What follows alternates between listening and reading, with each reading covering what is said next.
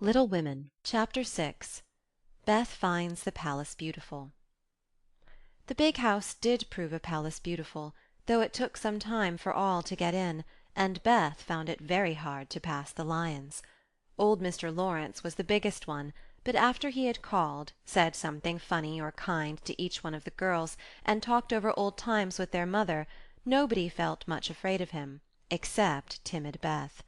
The other lion was the fact that they were poor and Laurie rich, for this made them shy of accepting favours which they could not return. But after a while they found that he considered them the benefactors, and could not do enough to show how grateful he was for Mrs. March's motherly welcome, their cheerful society, and the comfort he took in that humble home of theirs. So they soon forgot their pride, and interchanged kindnesses without stopping to think which was the greater. All sorts of pleasant things happened about that time, for the new friendship flourished like grass in spring. Every one liked Laurie, and he privately informed his tutor that the Marches were regularly splendid girls. With the delightful enthusiasm of youth they took the solitary boy into their midst and made much of him, and he found something very charming in the innocent companionship of these simple-hearted girls. Never having known mother or sisters, he was quick to feel the influences they brought about him, and their busy, lively ways made him ashamed of the indolent life he led. He was tired of books, and found people so interesting now that Mr. Brooke was obliged to make very unsatisfactory reports, for Laurie was always playing truant and running over to the Marches. "Never mind, let him take a holiday, and make it up afterward," said the old gentleman. "The good lady next door says he is studying too hard, and needs young society, amusement, and exercise. I suspect she is right, and that I have been coddling the fellow as if I'd been his grandmother. Let him do what he likes as long as he is happy. He can't get into mischief in that little nunnery over there, and Mrs. March is doing more for him than we can." What good times they had, to be sure! Such plays and tableaux, such sleigh-rides and skating frolics, such pleasant evenings in the old parlour, and now and then such gay little parties at the great house. Meg could walk in the conservatory whenever she liked and revel in bouquets. Jo browsed over the new library voraciously, and convulsed the old gentleman with her criticisms. Amy copied pictures and enjoyed beauty to her heart's content, and Laurie played lord of the manor in the most delightful style. But Beth, though yearning for the grand piano, could not pluck up courage to go to the mansion of bliss, as Meg called it. She went once with Jo, but the old gentleman, not being aware of her infirmity, stared at her so hard from under his heavy eyebrows, and said, "Hey!" so loud that he frightened her so much her feet chattered on the floor she never told her mother, and she ran away, declaring she would never go there any more, not even for the dear piano. No persuasions or enticements could overcome her fear, till the fact coming to Mr. Lawrence's ear in some mysterious way, he set about mending matters. During one of the brief calls he made, he artfully led the conversation to music, and talked away about great singers whom he had seen, fine organs he had heard, and told such charming anecdotes that Beth found it impossible to stay in her distant corner, but crept nearer and nearer, as if fascinated. At the back of his chair she stopped and stood listening, with her great eyes wide open and her cheeks red with excitement of this unusual performance. Taking no more notice of her than if she had been a fly, Mr. Lawrence talked on about Laurie's lessons and teachers, and presently, as if the idea had just occurred to him, he said to Mrs. March, "The boy neglects his music now, and I'm glad of it, for he was getting too fond of it. But the piano suffers for want of use. Wouldn't some of your girls like to run over and practice on it now and then? Just to keep it in tune, you know, ma'am?" Beth took a step forward, and pressed her hands tightly together to keep from clapping them, for this was an irresistible temptation, and the thought of practising on that splendid instrument quite took her breath away. Before Mrs. March could reply, Mr. Lawrence went on with an odd little nod and smile. "They needn't see or speak to anyone, but run in at any time, for I'm shut up in my study at the other end of the house. Laurie is out a great deal, and the servants are never near the drawing-room after 9 o'clock." Here he rose, as if going, and Beth made up her mind to speak, for that last arrangement left nothing to be desired. "Please tell the young ladies what I say, and if they don't care to come, why, never mind." Here a little hand slipped into his, and Beth looked up at him with a face full of gratitude, as she said in her earnest yet timid way, "Oh, sir, they do care very, very much." "Are you the musical girl?" he asked, without any startling "Hey," as he looked down at her very kindly. I'm Beth. I love it dearly, and I'll come, if you are quite sure nobody will hear me and be disturbed," she added, fearing to be rude, and trembling at her own boldness as she spoke. "Not a soul, my dear. The house is empty half the day. So come and drum away as much as you like, and I shall be obliged to you." "How kind you are, sir." Beth blushed like a rose under the friendly look he wore, but she was not frightened now, and gave the hand a grateful squeeze because she had no words to thank him for the precious gift he had given her. The old gentleman softly stroked the hair off her forehead, and stooping down, he kissed her, saying in a tone few people ever heard, "I had a little girl once, with eyes like these. God bless you, my dear. Good day, madame." And he went away in a great hurry.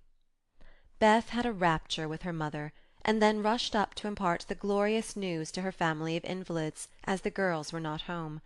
How blithely she sang that evening, and how they all laughed at her because she woke Amy in the night by playing the piano on her face in her sleep. Next day, having seen both the old and the young gentlemen out of the house, Beth, after 2 or 3 retreats, fairly got in at the side door, and made her way as noiselessly as any mouse to the drawing-room where her idol stood.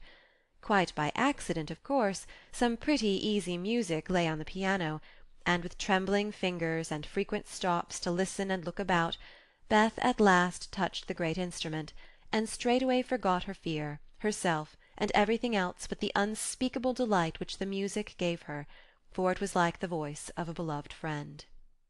She stayed till Hannah came to take her home to dinner, but she had no appetite, and could only sit and smile upon every one in a general state of beatitude. After that, the little brown hood slipped through the hedge nearly every day, and the great drawing-room was haunted by a tuneful spirit that came and went unseen. She never knew that Mr. Lawrence opened his study door to hear the old-fashioned airs he liked. She never saw Laurie mount guard in the hall to warn the servants away. She never suspected that the exercise books and new songs which she found in the rack were put there for her especial benefit, and when he talked to her about music at home, she only thought how kind he was to tell things that helped her so much. So she enjoyed herself heartily, and found, what isn't always the case, that her granted wish was all she hoped for. Perhaps it was because she was so grateful for this blessing that a greater was given her. At any rate, she deserved both. "Mother, I'm going to work Mr. Lawrence a pair of slippers. He is so kind to me, I must thank him, and I don't know any other way. Can I do it?" asked Beth, a few weeks after that eventful call of his. "Yes, dear, it will please him very much, and be a nice way of thanking him. The girls will help you about them, and I will pay for the making up," replied Mrs. March, who took peculiar pleasure in granting Beth's requests, because she so seldom asked anything for herself. After many serious discussions with Meg and Joe, the pattern was chosen, the materials bought, and the slippers begun. A cluster of grave yet cheerful pansies on a deeper purple ground was pronounced very appropriate and pretty, and Beth worked away early and late, with occasional lifts over hard parts. She was a nimble little needlewoman, and they were finished before anyone got tired of them.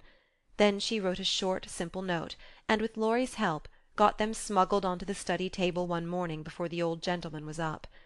When this excitement was over, Beth waited to see what would happen. All day passed, and a part of the next, before any acknowledgment arrived, and she was beginning to fear she had offended her crotchety friend. On the afternoon of the second day she went out to do an errand, and give poor Joanna, the invalid doll, her daily exercise. As she came up the street, on her return, she saw 3, yes, 4 heads popping in and out of the parlour windows, and the moment they saw her, several hands were waved, and several joyful voices screamed, "Here's a letter from the old gentleman. Come quick and read it." "Oh, Beth, he sent you," began Amy, gesticulating with unseemly energy, but she got no further, for Joe quenched her by slamming down the window. Beth hurried on in a flutter of suspense. At the door her sisters seized and bore her to the parlour in a triumphal procession, all pointing and saying at once, Look there! Look there!" Beth did look, and turned pale with delight and surprise, for there stood a little cabinet piano, with a letter lying on the glossy lid, directed like a sign-board to Miss Elizabeth March. For me? Gasped Beth, holding on to Joe and feeling as if she should tumble down, it was such an overwhelming thing altogether. "Yes, all for you, my precious. Isn't it splendid of him? Don't you think he's the dearest old man in the world? Here's the key in the letter. We didn't open it. We are dying to know what he says," cried Joe, hugging her sister and offering the note. You read it. I can't. I feel so queer. Oh, it's too lovely. And Beth hid her face in Joe's apron, quite upset by her present. Joe opened the paper and began to laugh, for the first words she saw were, Miss March, dear Madam. How nice it sounds. I wish someone would write to me so, said Amy, who thought the old-fashioned address very elegant. I have had many pairs of slippers in my life, but I never had any that suited me so well as yours, continued Joe. Heart's ease is my favorite flower, and these will always remind me of the gentle giver. I like to pay my debts, so I know you will allow the old gentleman to send you something which once belonged to the little granddaughter he lost. With hearty thanks and best wishes, I remain your faithful friend and humble servant, James Lawrence. There, Beth, that's an honour to be proud of, I'm sure. Laurie told me how fond Mr. Lawrence used to be of the child who died, and how he kept all her little things carefully. Just think, he's given you her piano. That comes of having big blue eyes and loving music, said Joe, trying to soothe Beth, who trembled and looked more excited than she had ever been before. See the cunning brackets to hold candles, and the nice green silk puckered up with the gold rose in the middle, and the pretty rack and stool all complete, added Meg, opening the instrument and displaying its beauties. Your humble servant, James Lawrence. Only think of his writing that to you.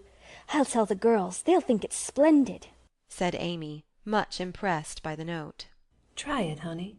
Let's hear the sound of the baby piano, said Hannah, who always took a share in the family joys and sorrows. So Beth tried it, and everyone pronounced it the most remarkable piano ever heard. It had evidently been newly tuned and put in apple-pie order, but perfect as it was, I think the real charm lay in the happiest of all happy faces which leaned over it, as Beth lovingly touched the beautiful black and white keys and pressed the bright pedals. "You'll have to go and thank him," said Joe, by way of a joke, for the idea of the child's really going never entered her head. Yes, I mean to.